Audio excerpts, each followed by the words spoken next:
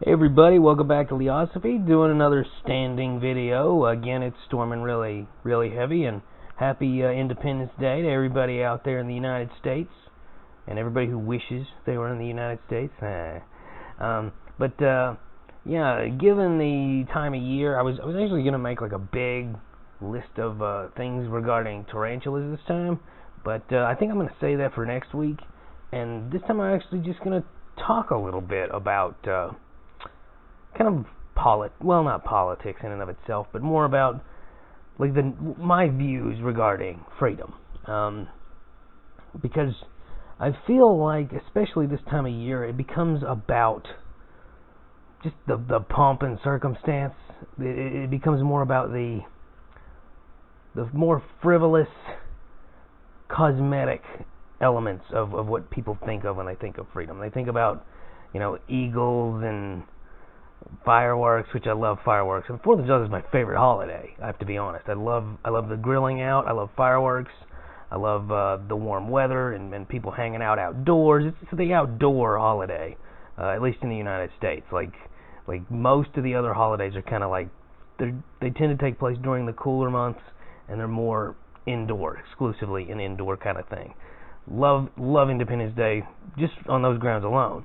But I think it's easy to confuse the pageantry with the real meaning behind it. It's kind of like, well, with all holidays, especially, it's kind of sad. In many respects, this is what America does. We take something, we get rid of the sacred components, and then we turn it into just like drinking.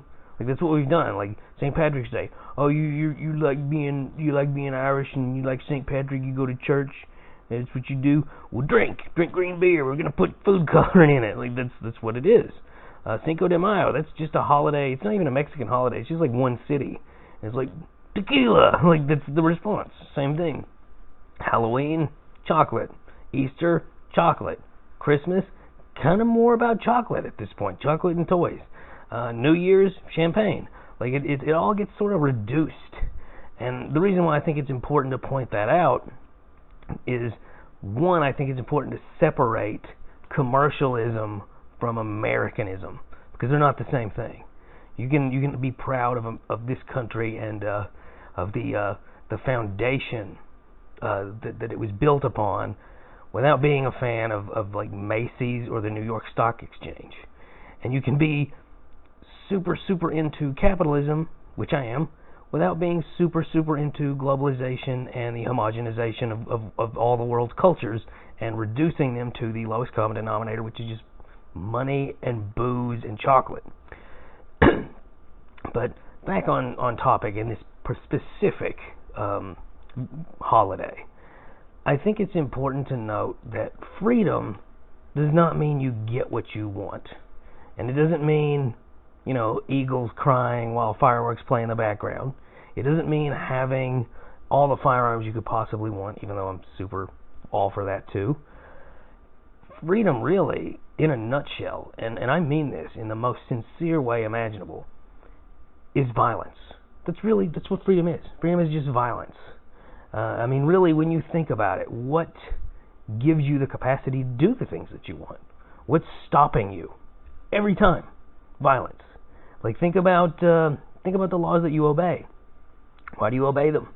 It's very easy to say, well, because I believe that they are for the best interest of myself and of my community. Sure, and that's a good reason to obey a lot of laws. It's one of the reasons why most people don't drive, 100 miles per hour in a neighborhood. But some people do.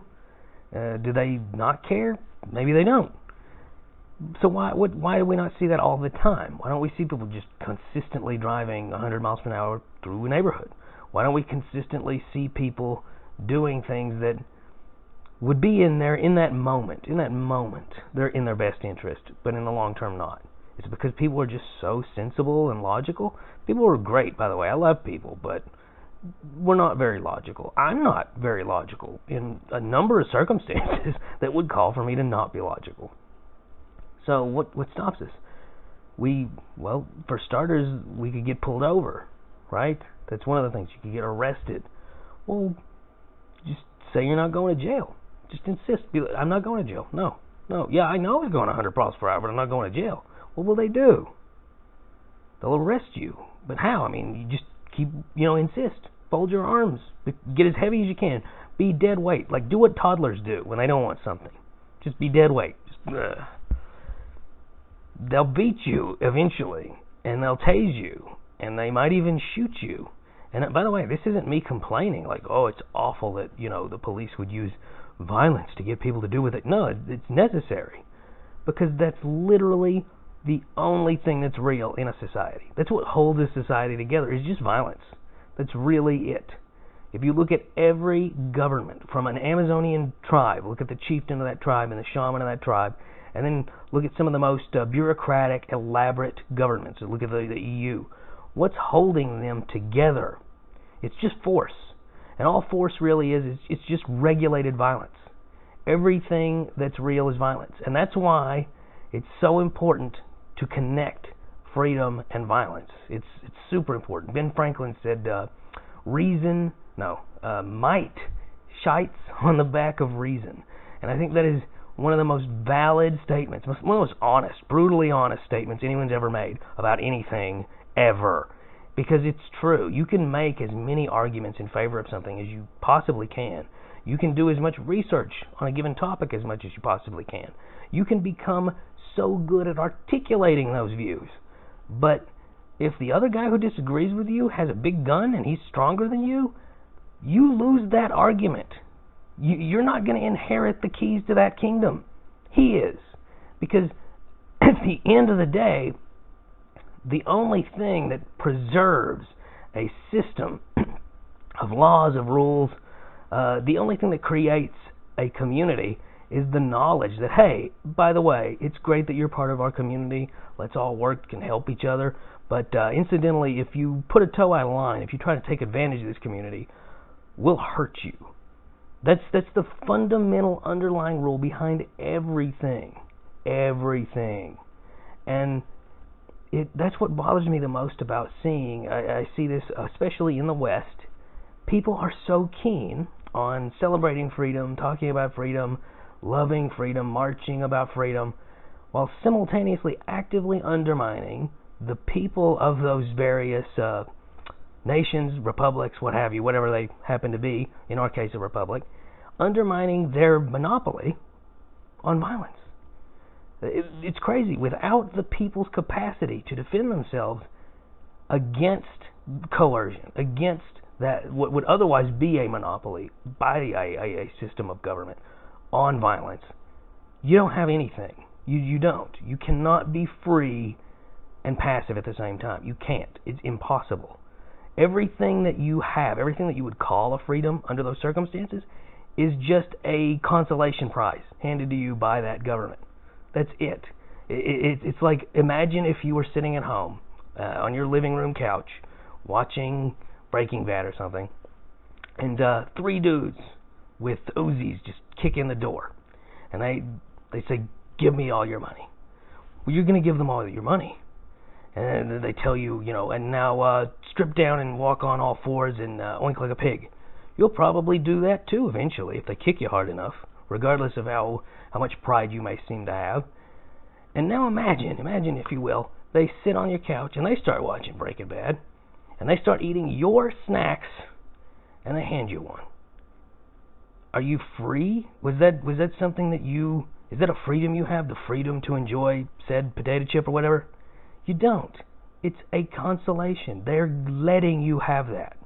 Whenever I hear countries talk about how the citizens of said countries, citizens, not maybe subjects would be a better word, talk about their freedom to do X and Y and Z, and they also have no means of rebelling against their government, which is something even medieval serfs had the capacity to do and exercised pretty regularly, actually. If you look at medieval history, they don't have that. You don't have freedom. Freedom is violence.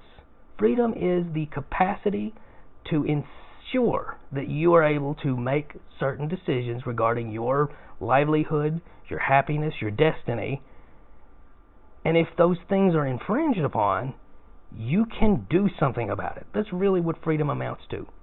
And it's staggering when I see people who think that they're free, but they also don't have the means to back up those freedoms. You're not. You can't be.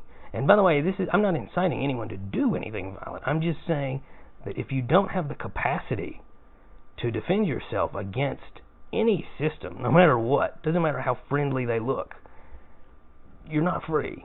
So yeah, that's really all I've got to say on the matter. I feel like I've kind of repeated myself a little bit. This was a really spontaneous video. Like I said, I was going to talk about tarantulas, but that's what I have to say on the topic. Happy Independence Day, everybody. Just be aware, Mike makes right, and like, share, subscribe, keep asking questions. Bye.